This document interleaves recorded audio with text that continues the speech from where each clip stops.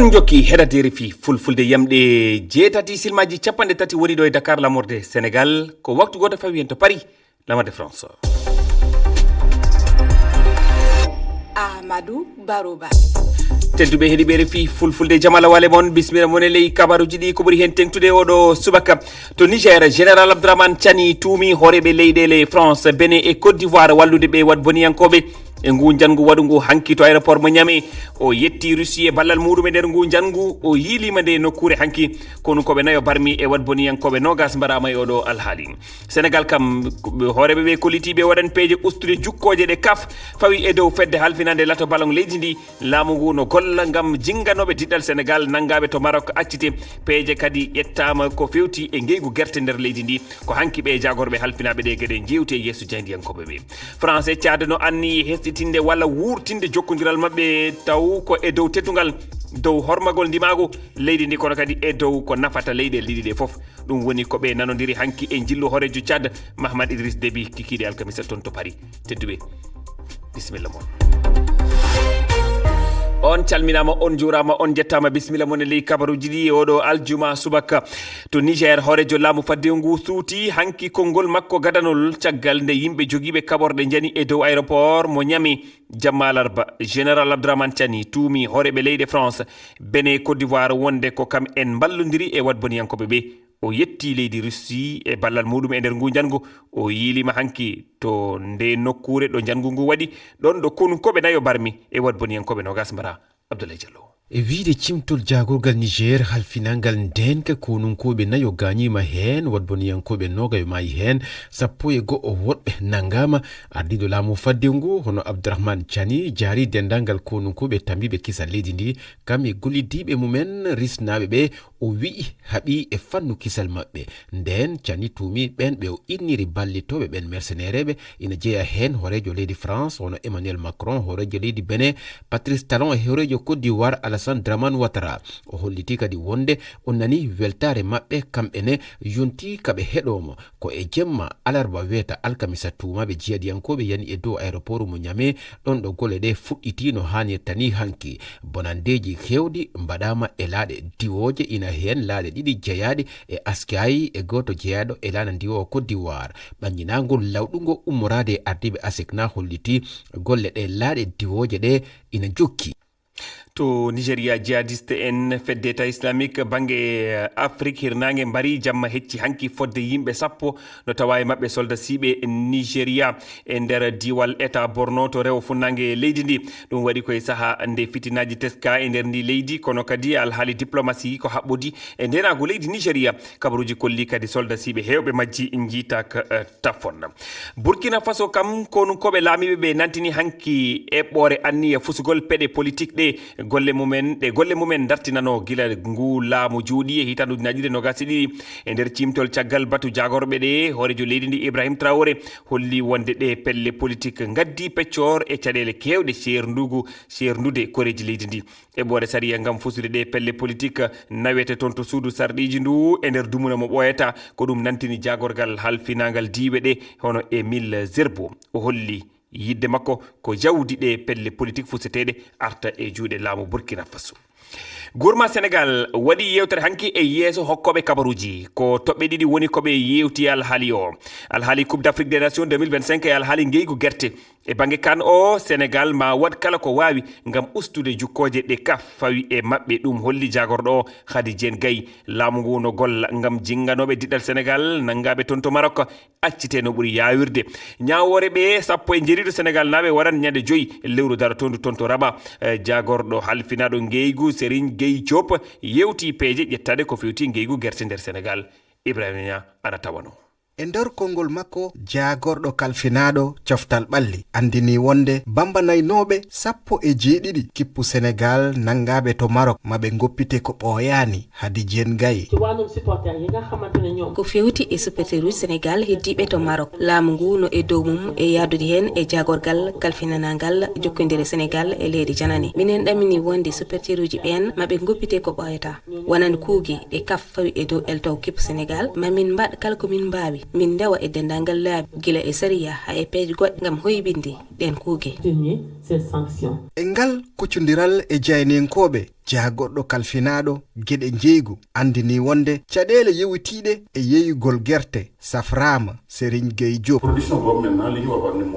joni komin foti wadde ko ƴettude PH taxuji addanenoɗi caɗele ko yowiti e addugol yeeya guerte leyɗe janane nder leydi ndi mais andino noon o e himen yeeyude guerte ɗen caggal leydi sona ko société mo leydi ndi jeeyi sooda taw simen yeeyoya hande e nder lebbi ɗiɗi Sonacos rendini tonuji ujune temedere e nogay e jeego miɗen sikki noon min wawa e sodude tonuji ujunaji ɗiɗi e capanɗe joyi si Allah jaaɓi. On a aussi autorisé ni exporter maintenant tout le reste de l'arachide. yimɓe 17 jinganoɓe kippu Sénégal ñawore mabɓe nanga ko ñane joyi lewru ɗiɗe ɓuru to Maroc. Ibrahima Niang, Dakar, RFI. to Côte d'Ivoire kam caggal yontere gila laamu holliti sodi tawi kakawoje moɓaɗe ɗen e nder cuuɗi pelle remoɓe ɓe hanki kikiɗe yilirde kakawo nambien kafe kakawo nden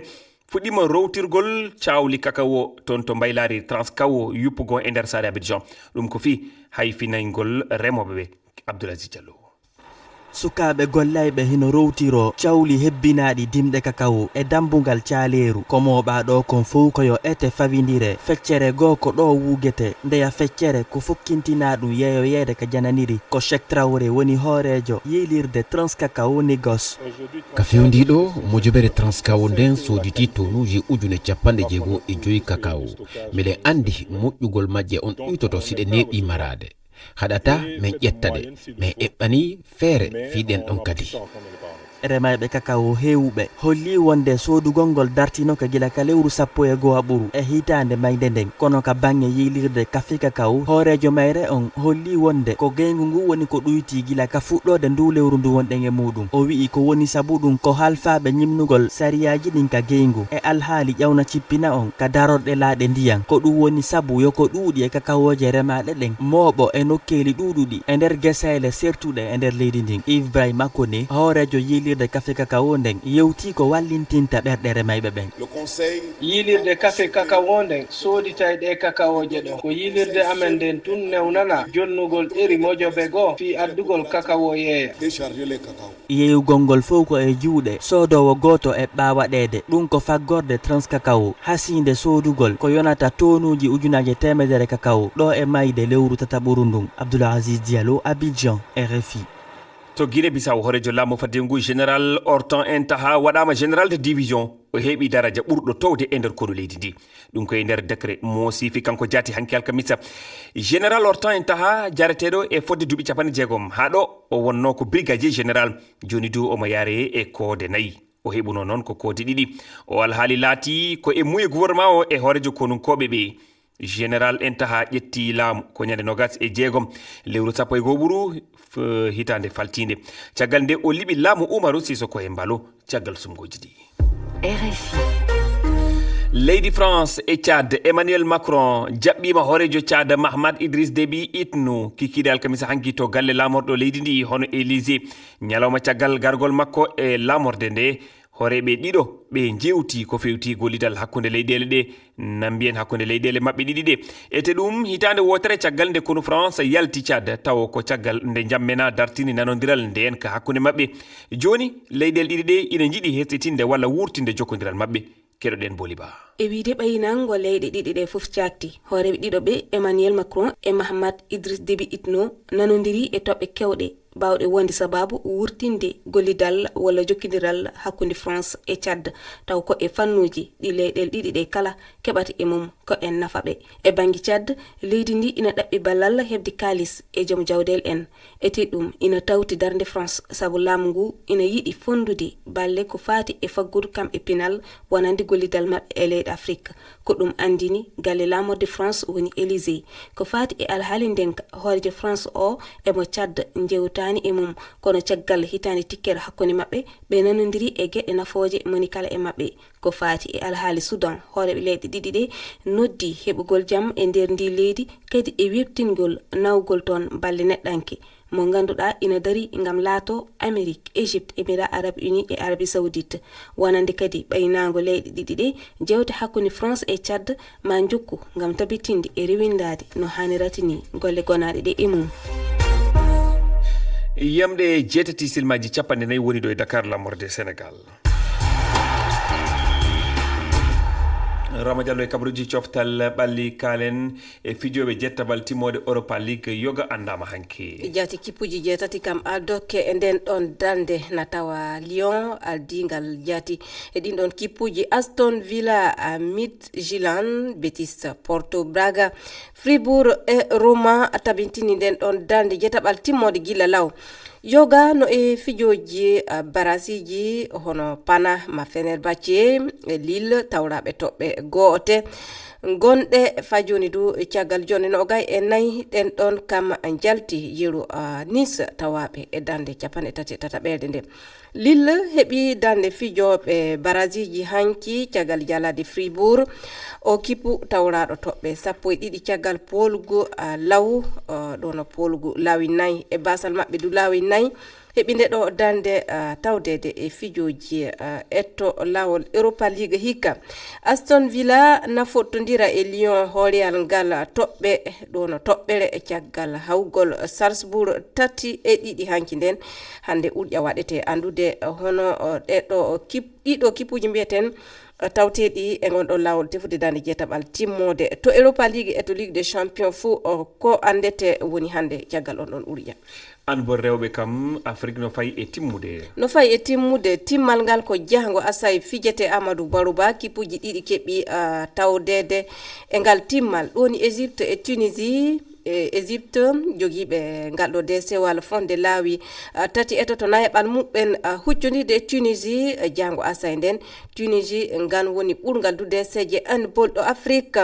hanki Égypte hawi Cap Vert heɓude nden ɗon dande Tunisie e sengo muɗum ko Algérie lori Rama Diallo kalene alhaali ko jagorɗo Sénégal haali e jukkoje ɗe CAF fawi e dow Fédération sénégalaise de football jati holliti iɓe gondi e Pape Thiaw gande fedde CAF dawri faddade on e kawre joyi e yomnade ɗum fonde million ji capanɗe joyi e yoode kalisi CFA sabo tume jiɓu tawanoɗo e alhaali fijo timmal kan on jagoɗo humpiti yeeso jahnen koɓe kenga ɓe gaɗan koɓe mbawti hoytinde ɗen ɗon jukkoje o barkini Pape Thiaw e gollal muɗum kanko Pape Thiaw kasin o holliti e windande imoroki koreji Sénégal etotonoɓe wallitorade o kalisi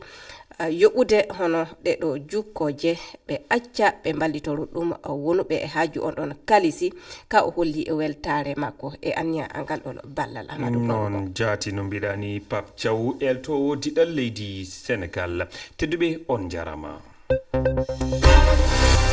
en gara joni ñogande jewte waɗade taskara mon tottama konngol e nder nde yontere ko Fatoumata Sisavane jareten hen ka ñoggal ngol no toɓɓe yawtuɗe e nder nde yontere on holli e altine no poɗodire aafiiɗe hakkunde Sénégal e Maroc caggal ngo folotiro timmal kan ñippirte hakkunde Maroc e Sénégal ko fijirde nodda non fotani addude fitina sabu hande neɗɗo fof no ande sa wi Sénégal wi Maroc sa wi Maroc a wi Sénégal jam tan foti wonde hakkunde mabɓe ko waɗanno waɗi seyɗane ari yawti réseaux sociaux ji ɗi kadi en no kaldata ɗum ne no ɓeyde fitinaji rek sabu image uji jaltinteɗi no wiye ko Maroc taw wona Maroc fitina baɗɗo ɗo no wona ɗin image uji wone yaltine ɗum fof kadi en no ɓeyda fitina o ñagotoɗen Allah yo Allah walluɓe ɓe nandira e haala ko wanno waɗi yejjite wonta jam gonnoɗo hakkunde maɓɓe gandude football de ko fair play sompito gayni kokkidiron juuɗe gonton to gonnuɗon kono so wonti violence naari hen ha affaire diplomatie hakkunde lawma e lawma ne naari hen e ɗum nde kadi yimɓe ne poti rentade gon sengo e hakkunde Sénégal e Maroc ene gandi kam koɓe moniraɓe guila jamonuji so tawi noon premier ministre Ousmane Sonko jogui men pellital gam yaade Maroc ñifde fittino gonɗo toon o waɗi ko moƴƴi o yaha toon gam artirde jaam sibu ɗum hakkunde Sénégal e Maroc so laamu ronkini tan ma seerenɓe ɓe daro en darde kadi ha mbawa artirde jaam e ɗeɗo leyɗele ɗiɗi ko honno taskorɗon alhaali huncitugol laɓɓina sera laawi wattaɗi joni yeyirɗe e koɗorɗe lagine ɗo si tawi woni yimɓe ɓen jooɗike ka sera laawi woɓɓe wuri harano woɗɗiti laayi ɗi wonaɓe bonnanede go laamu ngun no duwa jonnude ɓe lebbi tati ɗaɓɓe ka wono ma kamɓe tigiri laamu ngun ɓe yaaɓe sincanoyoɓe nokkugo ka ɓe wona oya tumanu commune ji ɗin ɗo foof innano kadi yoɓe ittu yimɓe ɓen ka sera laawi ɓen arti ka hoore laawi ɗon andi ko kamɓe maɓɓe kadi woni négociude ɓe arta ka laawi ɓe jooɗo ɓay ɓe yoɓay taxe ji ɗin foof impôt salubrité ɓe yoɓay au droit de marché goɗɗo o anda ko combien de milliard perdi lagina ɗo kadi hikka woɓɓe ɓe lanca conteneur ji maɓɓe ɗi bimbi hara e ɓe anditata hon toni place maɓɓe o ko fewndi Guinée Conakry e Sénégal ha hewta Mali e Burkina min mi wi'ay hina ella ko laawi ɗi wona woncitede kon surtout ka amen lagine ko laawi ɗi wona woncitede kon ɗum no moƴƴi par ce que no crédi accident je laawi kono ko noone no ɓe woni ɗi e woncitirde noon woni wona noon hanniri yoɓe andu koko ɓe woni wadde ɗo ko tooñe ɓe arani ɓe jonni jama préavis yo jama ɗum ka laawol mo kala ɗaɓɓu ka makiti mum on si ɓe jonni noon dele jama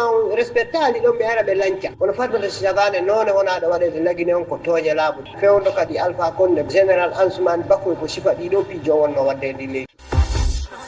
e alarba en yewti ko faati e alhaali mediaji renɗo e sukaɓe ɓe helli faaka walla ɓe timminali hay duuɓi 17 e sukaɓe ɓe kelli faaka ina poti haɗede laylay renndo kono noon beele ɗum ma weeɓan hay ɗo e France ɓe kaali ɗum ɓe gooti luwa o kadi suka fo mo suwa ɓennude duuɓi 15 ina foti haɗede ɗum kono noon beele maɓe mbawa ɗum siinude ko hunde ɓurande sattande e renndo ngo mbeɗa sikki noon ko jamanu fof eno yaari a yiyat suka mo duuɓi 12 ha e 13 ina andi ko mawɗo anda o waɗi ɗum noon ko laylay renndo o woni réseaux sociaux hande kay sukaɓe ɓe no mbayi réseaux sociaux o ni no hulɓini sukaɓe fof no coodana téléphone ji no ndaara no jokkodiri e yimɓe ɓe ganda cansodira e mumen konnguli ɗum koko fota haɗede walla haysi haɗaka ne waɗi limite duuɓi ɗi ndaare cuka si tawi sodane téléphone haɗe nadde he réseaux sociaux ko wayno TikTok e Facebook en e YouTube en tawa téléphone no jomum ko sa mi yeehi école aɗa ɗum yiɗi humpito tel finalement tan gandina yimɓe ma to gonɗa kono ɗin noon téléphone ji jomum fota sodanede ɗe balɗe ɗo tan hay hoorejo leydi France ɗo Macron o wi à partir du mois de septembre garowo wi sukaɓe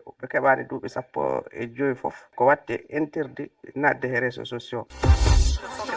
ko honno yiruɗon yaggine ɗe kafa fawi e hoore Sénégal e Maroc caggal nde caɗele taska ñande folotiro timmal kan fati jaggine mbaraɗe leyɗe kunde Maroc e Sénégal e ko hunde fonde on kadi eɗen jaadi hen pappuno cewɗo Sénégal o waɗama matcheji 5 fondende makko o haɗama ɗum ɗode équipe o wona ɗum ko kadi o fama ujunnaje 100 ko hunde fonde waɗede par ce que en jiino yiiɗo seeri jalta ɗum wona lawol mum Ismaïla Sarr Elimane Ndiaye kamɓe ne ɓe gaƴama matcheji 2 fédération sénégalais de football kamɓe ne mbaɗama 615 000 amande Maroc fama yaggine joueur aji ɗiɗi Hakimi e joueur goɗɗo fédération maɓɓe football o kamɓe pawama ganduɗa amande 315 000 e ɗum fof eɗen mbiyata koko foti won enen boni en beltorani tan ko arbitre o e nanani kamɓe fawama hunde kuule pawaɗe ɗe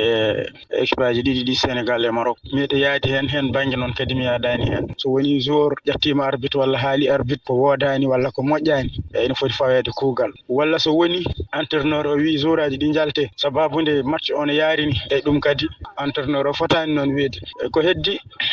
soɓe ƴeewi Maroc guila nde Sénégal naati Maroc ha e hôtelaji woni ɗi ala kisal guila toon Sénégal fuɗɗinoma hen kalmade haalde so tawi ɓe pelliti haɓe pawa kuule ɗe yoɓe jaltin sokaɓe ɓe e ñalorma ka yewtere hertinanade rewɓe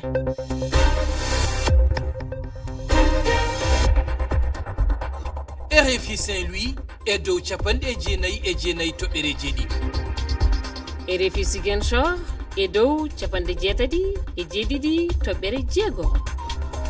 RFI Conakry e dow 89 toɓɓere jeenayyi RFI Bobo Dioula Sow e dow 99.9 toɓɓere nayyi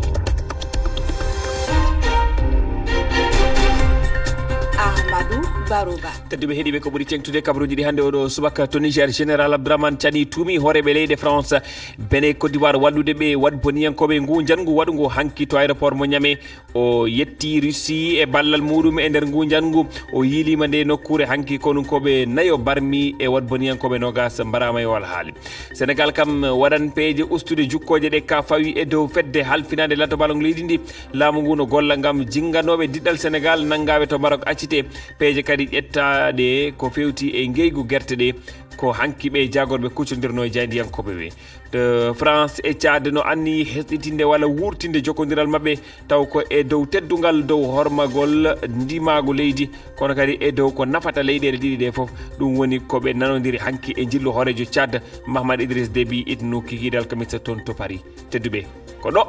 kareten hannde o e yamɗe 13